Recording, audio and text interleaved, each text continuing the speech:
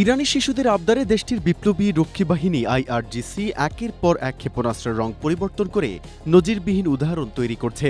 সম্প্রতি এক ছোট্ট মেয়ের অনুরোধে গোলাপি ক্ষেপণাস্ত্রের পর এবার মোহাম্মদ করিম নামে এক কিশোরের বিশেষ অনুরোধে একটি বিশাল আকার ক্ষেপণাস্ত্রকে সম্পূর্ণ নীল রং করেছে আইআরজিসি। শুক্রবার এই নীল ক্ষেপণাস্ত্রের ভিডিওটি প্রকাশ করার পরপরই তা সামাজিক যোগাযোগ মাধ্যমে আলোচনার কেন্দ্রে চলে আসে। প্রকাশিত ভিডিওতে বলতে শোনা যায়, ইরানের সন্তানদের ডাকে সাড়া দিয়ে আইআরজিসির সন্তানেরা এই মহৎ কাজটি হাতে নিয়েছে।